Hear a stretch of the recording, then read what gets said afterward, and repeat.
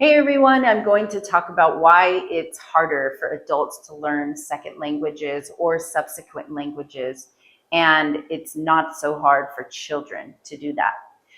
A lot of what I'm going to say comes from what I learned in grad school, which comes from researchers and linguists. In this video, I'm going to talk about some of the information that came from Blave, Roman, and Ellis in the 1980s, late 1980s. Okay, so first off, there is this idea that language learning is the same for adults and children, and second language learning specifically. And yeah, maybe there are some parts that are the same, but there are a lot of reasons why it's very different, okay? So what we can try to compare language learning for adults to, rather than comparing it to children learning a second language, is to compare adult language learning to general cognitive processes. Anytime an adult is learning something new, like learning how to read or learning how to play something new, there are processes that are involved that might make it a little bit harder for them. And so those are factors, okay? So we want to compare language learning for adults more to just like a cognitive process for adults, for all learning of new things, versus comparing it to kids, because it's a different thing. It's totally different, okay? So one big factor in why it's different is basically general failure, okay?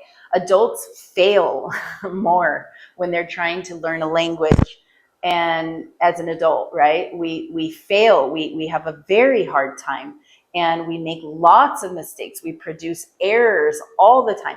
And so we feel that we're failing constantly, okay? Whereas for children, they might fail as well, okay?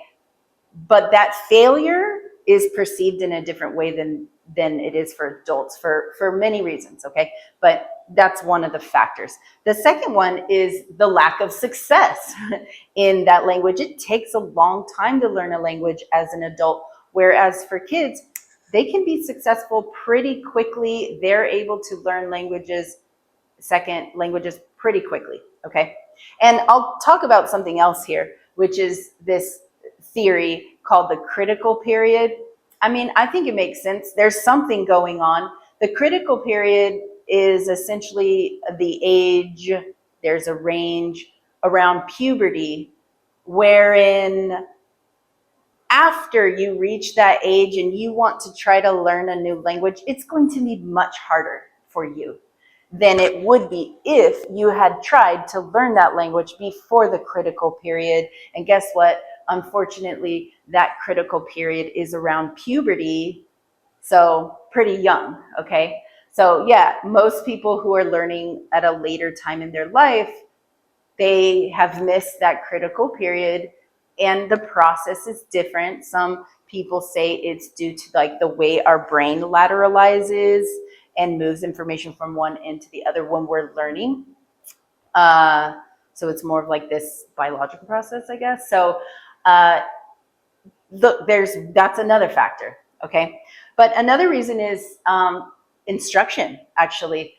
Whether you have instruction in the language and you're able to attend a class or not.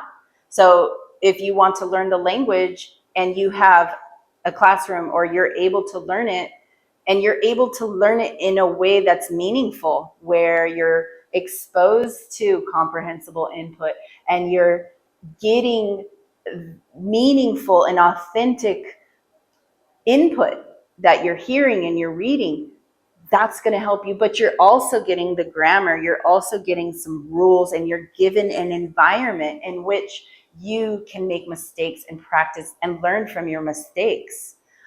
If you have that type of instruction, it's going to help you. If you don't, then obviously it's going to be harder to learn. Okay, another factor in why it's so difficult for adults to learn languages, again, age. I mentioned the critical period for learning languages and for learning a lot of things. After puberty, it just becomes harder. So the older you are, unfortunately, according to this, the harder it might be. Of course, that varies for every person, but as we get older, it just gets harder. And in fact, as we get older, and if we have been speaking this new language in a way that we haven't actually learned it accurately, right? We haven't been exposed to proper instruction or monitoring of our own output, okay? Then what we do is we do this thing that sounds really bad, but it's called fossilization, okay, of your language. And this is more common the longer you're exposed to this language without like proper instruction and without proper or the ability to access acquisition, to acquire, to access what's called this language acquisition device. So basically a process kind of gets harder to access that. So we fossilize, meaning we might say something the wrong way for 10 years, 5 years. We've never learned how to fix it. We didn't have the knowledge to fix it. So we just say, I know go, I know go, I know go. But we should be saying, I won't go, I can't go. But we say, I know go, I know go. For 5 years, then it's going to be very hard to change that and to improve that and fix that form if it is fossilized. It's like a fossil. You can't break that, okay? So fossilization is a factor, apparently, in terms of why adult language learning is so hard versus children, for kids. Motivation, I talked about it in another video. How motivated you are to learn the language is related to how you feel about the culture and the people who are speaking that language, which in turn means that it's helpful for those people to see you as equal or someone valuable, okay? That will help you be motivated to learn. A lot of people aren't motivated. I've been saying I want to learn Farsi for 10 years. I have been saying that for 10 years, but I don't have the motivation to learn it because I don't need it I don't need to speak that for my job. To get a job, right? If there were money involved or maybe like, something else, then I would be motivated. Okay. And I don't live in a country that speaks Farsi, so I'm not motivated. Okay. But the motivation level is a huge factor. By the way, they say motivation comes from two things: love, money. Okay. Next, also just another factor in why it becomes difficult for adults is the role of the affect, like how you are feeling about the process of learning a language in the moment you're trying to speak or learn. Okay, so your affect. That just means, are you comfortable? Do you feel judged? Do you feel like you can speak freely without somebody making you feel bad, or yourself feeling bad and you judging yourself? Adults do that a lot more than children do with language learning.